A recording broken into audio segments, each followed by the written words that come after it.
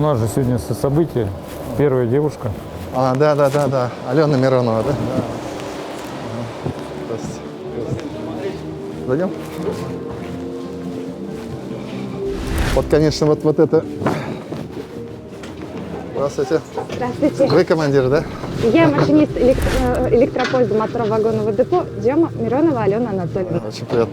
И мне сказали, что вы вообще первый в России пассажирского движения машинист, да? Совершенно верно. Поздравляю вас. Благодарю вас. Позвольте презентовать вам электропоезд ЭП-2Д 134. Идем? Да. Вот. Отличается от предыдущих моделей электропоездов улучшенным комфортным салоном, климат-контролем, с обеззараживающей системой, удобные багажные полки, двухстрочное информационное табло. Пойдемте дальше. Для удобства наших пассажиров здесь также присутствуют стойки для велосипедов. Для пассажиров, маломобильных пассажиров, здесь предусмотрено крепление для колясок. Для них также предусмотрены пандусы. Увеличена санитарная комната, также она с поручнями.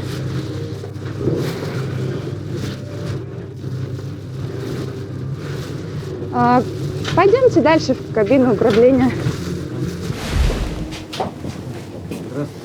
Добрый день. Здравствуйте. Кабина управления тоже преобразилась. Поезд оснащен новейшими устройствами безопасности движения. Для комфорта локомотивных бригад здесь появился холодильник. Оборудован также комплексом видеонаблюдения, что позволяет нам видеть посадку-высадку пассажиров, что происходит в вагонах. Также снимает, что происходит в кабине и на путях все движение. Сколько вагонов здесь в составе? 4. 4, да? И это сколько пассажиров максимально получается может? На сколько? На 120 где-то, да, пассажиров? 361 пассажир. 361, да? Ну, как думаете, востребовано будет, да? Да.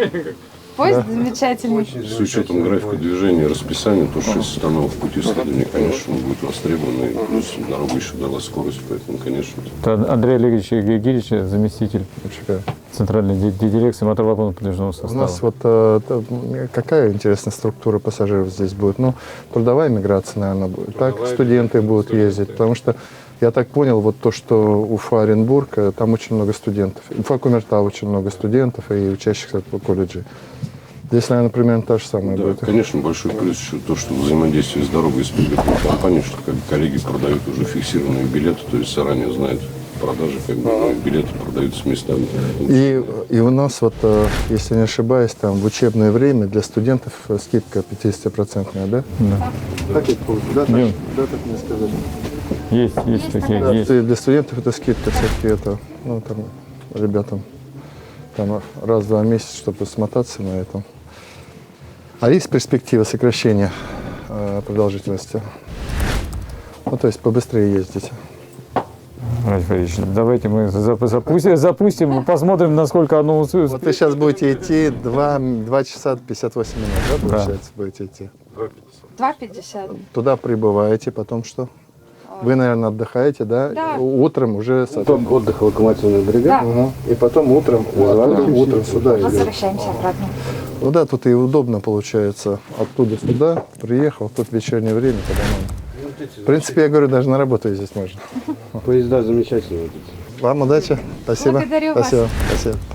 А вы, это у вас, наверное, не первый самостоятельный или первый самостоятельный? Это первая официальная самостоятельная поездка. Благодарю. Спасибо.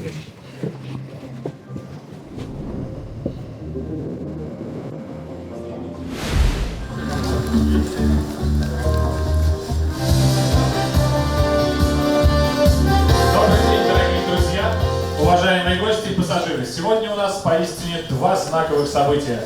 Мы запускаем Западный экспресс по маршруту Уфа-Приютово и отправляем в первый рейс первую женщину-машиниста в пригородном движении в Республике Башкортостан на Куйбышевской железной дороге и в целом первую в компании ОАО «Российские железные дороги».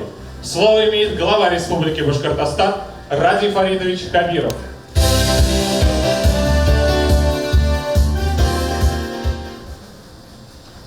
Уважаемый Вячеслав Витальевич, уважаемые коллеги, дорогие друзья, мы так энергично взаимодействуем с РЖД. Каждый небольшой период времени мы делаем какие-то новые прорывы. Недавно только мы запустили Южный экспресс, сперва до Кумертау, потом до Оренбурга, и очень оказался востребованный. Мы с РЖД, с Вячеславом Витальевичем договаривались, что откроем Западный экспресс. Вот сегодня он идет до Приютова. У нас в планах Восточный экспресс, вообще двигаться. Вообще главная наша задача, это вот наша взаимная мечта, я считаю, чтобы железнодорожный транспорт был любим, потому что это действительно безопасно, быстро, буквально по секундам ходят, поэтому для нас это большое, очень приятное событие. Ну и, конечно, приятно, наша землячка Алена, она первый в истории, наверное, я не знаю в истории как, но сейчас точно это первый и единственный машинист самостоятельных пассажирских перевозок. Поэтому мы Алену поздравляем и желаем, как я не знаю, железнодорожники говорят, хорошего пути, без аварий. И спасибо вам большое за ваш труд. А всем хороших дорог, всем, чтобы было комфортно, безопасно ездить. И подчеркиваю, что наша республика совместно с РЖД будет каждый год формировать новые варианты улучшения транспортной системы. Спасибо. Спасибо, Ради. Слово предоставляется начальнику Куйбышевской железной дороги Вячеславу Витальевичу Дмитриеву. Уважаемый Ради Фаридович, уважаемые друзья, я рад вас приветствовать в вечерней Уфе. Я рад каждый с такой периодичностью, как всегда, открывать что-то первое, всегда. Вот сегодня мы открываем Западный экспресс. Совсем недавно открывали Южный экспресс, совсем недавно запускали Орлан. И это вот становится уже доброй традицией. Сегодня мы запускаем с вами Западный экспресс до Уфа-Приютово. Уверен о том, что он будет пользоваться популярностью, уверен о том, что он будет востребован, и уверен о том, что он будет визитной карточкой. Вот как визитная карточка у нас стал Южный экспресс, так и визитной карточкой станет Западный экспресс. И, безусловно, третьей визитной карточкой станет наш Восточный экспресс. И, безусловно, сегодня первая Алена Миронова. Это наша первая девушка-машинист, воспитанница Куйбышевской железной дороги, поведет этот первый Западный экспресс. Поздравляем! Ален, ну и приглашаем вас, конечно, на сцену для пары фраз.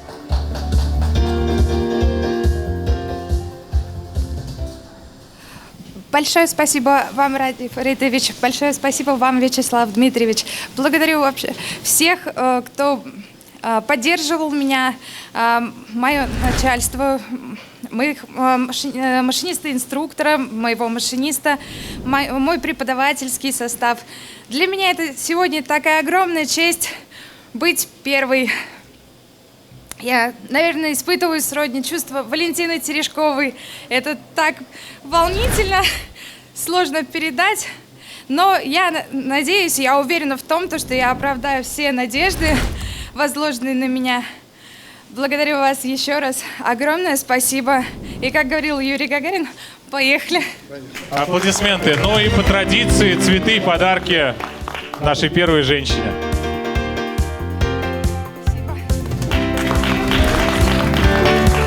Уважаемые коллеги, это еще не все. Мы приглашаем генерального директора Башкортостанской пригородной пассажирской компании для вручения именных билетов первым нашим пассажирам Западного экспресса. Ради Фаридович, вам. Ради Фаридович, настоящий билет. Серьезно? Вячеслав Витальевич, вам. Ну и давайте вместе сфотографируемся на память. Огромное спасибо. Без вас у меня это тоже не получилось. Огромное спасибо.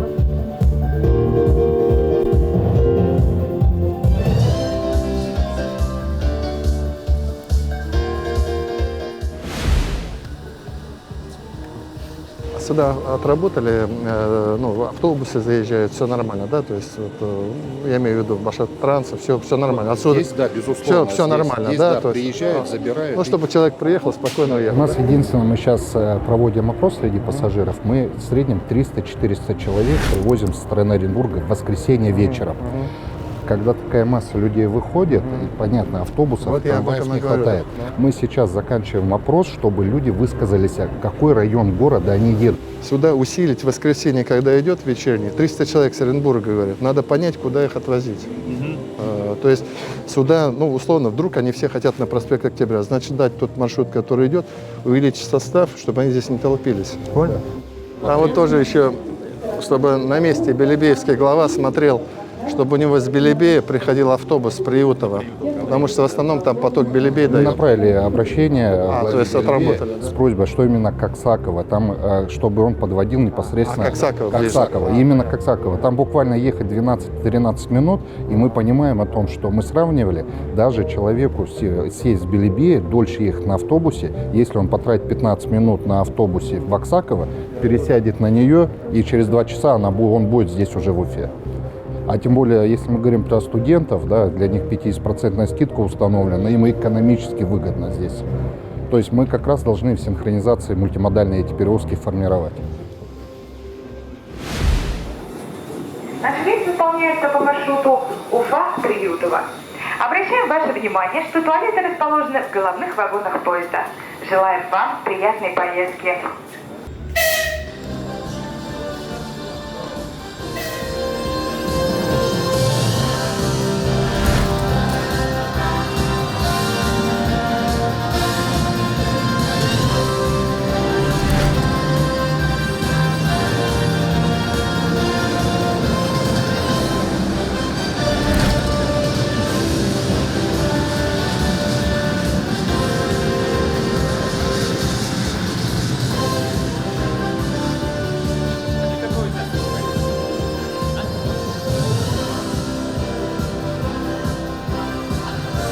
Добрый путь.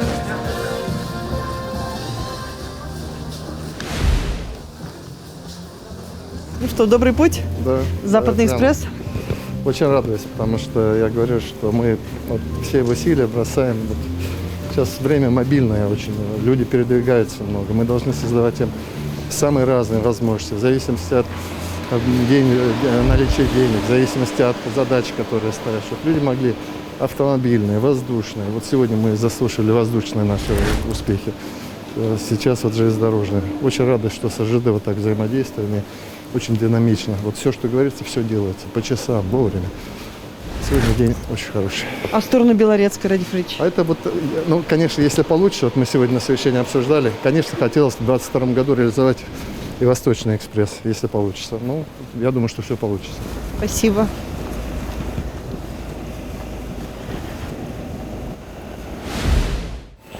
Мы сейчас завершаем ремонт. Вот сейчас нам бизнес-зал делаем.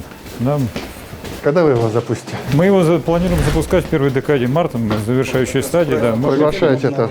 Вообще это очень, это же пассажиров к нам привлечет. Конечно, конечно. Это новый формат. Вы считаете, девятый по сети дорог. То есть это вот на Курской дороге, проспект. Даже перепрыгнул, можно сказать, Самару. Поэтому это новый формат, это, естественно, привлечение наших пассажиров, гостей, бизнес-зала в аэропорту для наших клиентов. Вообще вот это шикарные вещи. Вот. Да. Мы, кстати, поставили вот после вашего последнего приезда исторический багаж. Это насыщенный историческими моментами. Сенсорные панели. То есть здорово. может любой пассажир посмотреть. Вообще вот, а там рестораны, вот это, кафешки, да? Вы оживать начали. Да, вот оживали. да. Во-первых, эти, вот как в интерьер вписались эти посадочные места с беззарядными устройствами, пассажиры вообще как бы радуются, вот сидят в спокойной обстановке, свои гаджеты смотрят. Абсолютно. Прекрасно. Ну и на теплый. Да? То есть при минус 30 здесь очень комфортно. Здорово. Ребят, куда едете-то? Нет. Куда едете? Да, на практику. На Орлане едете или нет? Ну, давайте.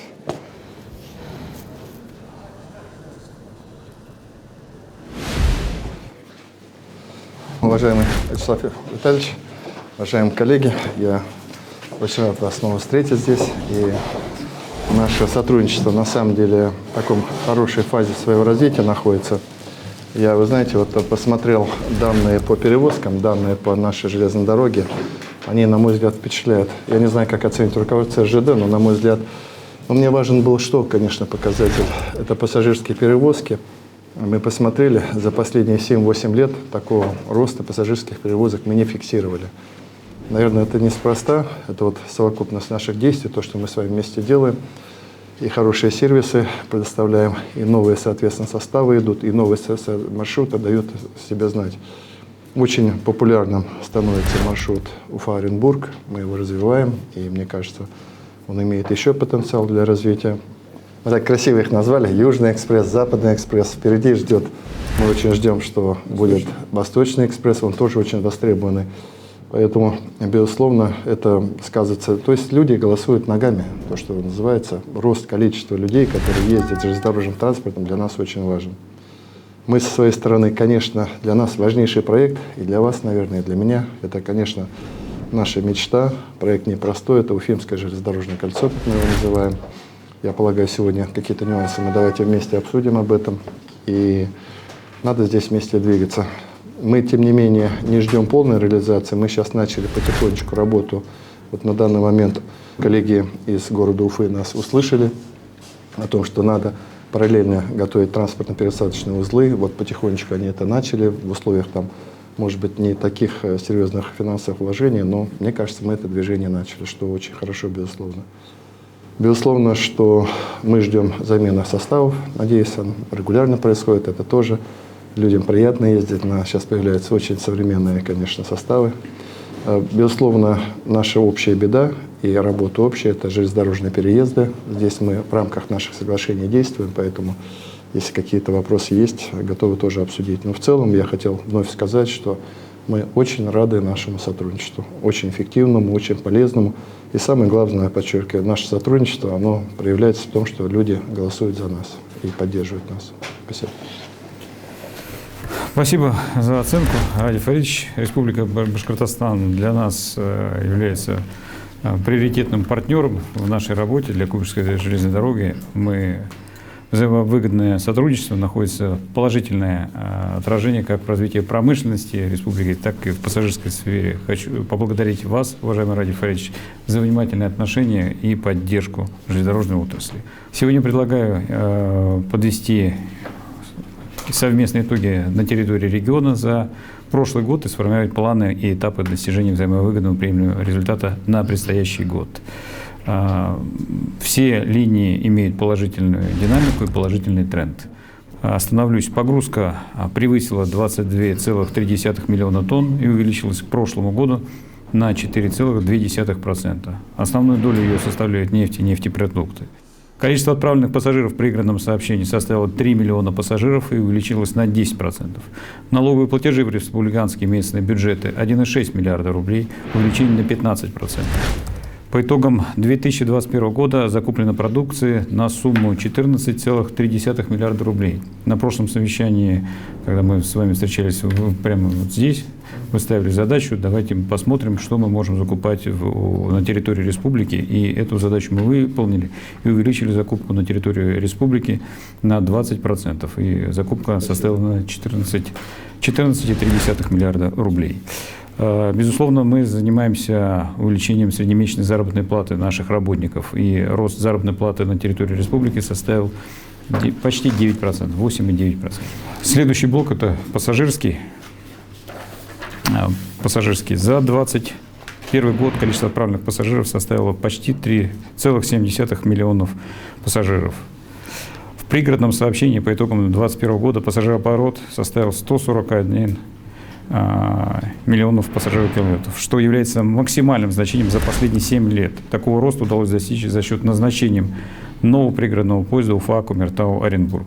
Новый пригород поезд Уфа-Кумертау начал курсировать со 2 апреля. Данный маршрут полностью обслуживает современным подвижным составом «Орлан». С 28 сентября маршрут продлен до Оренбурга.